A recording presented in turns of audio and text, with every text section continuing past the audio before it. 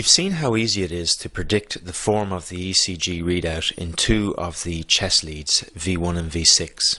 If you know the position of each of the 12 leads of the ECG relative to the heart, you can carry out a similar analysis in all 12 leads and build a predicted ECG. Learning the position of the leads of a standard ECG relative to the heart is not as difficult as it sounds, and as we'll see later, pays dividends in clinical practice.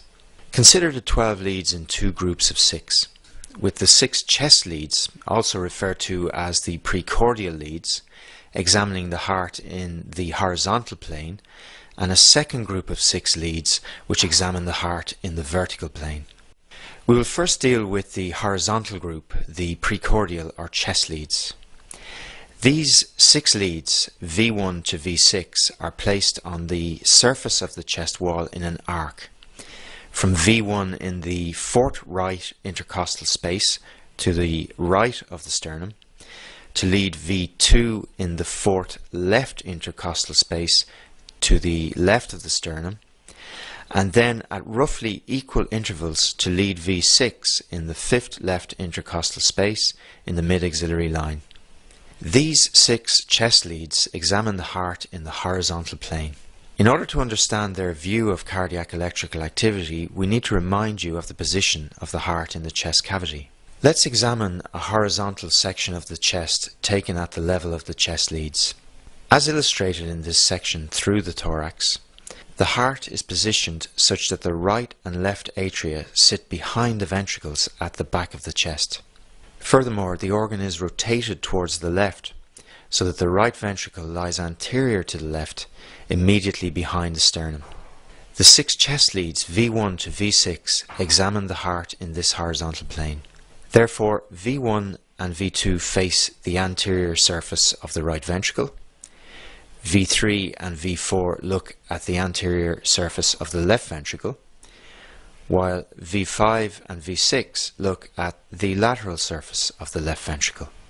Modern machines present the printed ECG readout landscaped on an A4 piece of paper, and the signal from each of the chest leads is recorded on the left-hand side of this A4 ECG readout in numerical order as shown here.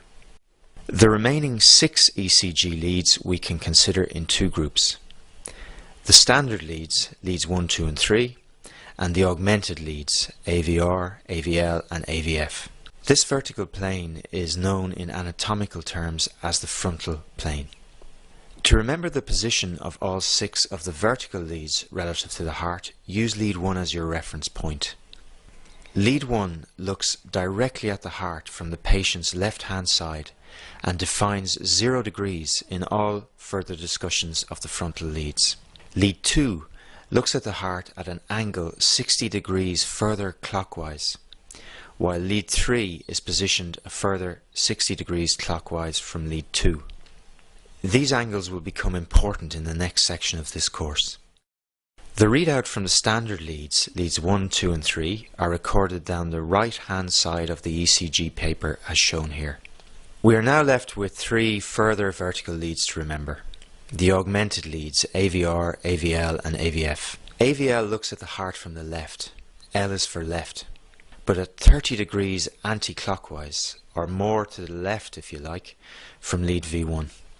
AVR looks at the right side of the heart, R is for right, and just like AVL, it is 30 degrees above the horizontal relative to lead 1. As AVL and AVR are set at 30 degrees off the horizontal plane, you can think of them as the left and right wings or wings of the ECG. AVF looks straight up at the inferior surface of the heart and is therefore at 90 degrees clockwise from lead 1. Think of AVF as looking straight up at the heart from the feet. F is for feet. On the ECG readout, recordings from the augmented leads are positioned between the standard leads and the chest leads, from AVR to AVL, and down to AVF at the foot of the page. Combining our knowledge of the positions of the ECG leads relative to the heart with the simple electrical rules outlined so far, we can generate a predicted normal ECG, and here we have it. A normal 12-lead ECG showing a recording of 2 beats from leads 1, 2 and 3, 2 beats from AVL, AVR and AVF, and 2 beats from each of the chest leads V1 to V6. Note also the long run of recording from lead 2 at the bottom of the readout. This is the rhythm strip, and we will come back to its role shortly. For the experienced practitioner, looking at different areas on this A4 piece of paper is like looking at different anatomical regions of the heart. On this 3D model of the heart, note how 3 of the vertical leads, 2, 3 and AVF, form a group examining the inferior or diaphragmatic surface of the ventricles, a region supplied by the right coronary artery. You will eventually get into the habit of seeing these so-called inferior leads as a single entity in the bottom right-hand corner of the ECG. The chest leads V1 to V4 examine the anterior surface of the ventricles and the septum, a region supplied by the left anterior descending artery, while leads 1, AVL, V5 and V6 examine the left lateral aspect of the left ventricle, a region supplied by the left circumflex artery. In a subsequent section of this course, we'll see the key role these groupings of leads play in diagnosing myocardial infarction and in identifying the vessel obstructed in this condition. There is a lot to try and remember in this video, but as you'll see when we go on to diagnose heart attacks and serious pathology, the perspective of the individual leads on cardiac electrical activity is well worth knowing. We will try and reinforce your knowledge of lead positions in the test material at the end of this section.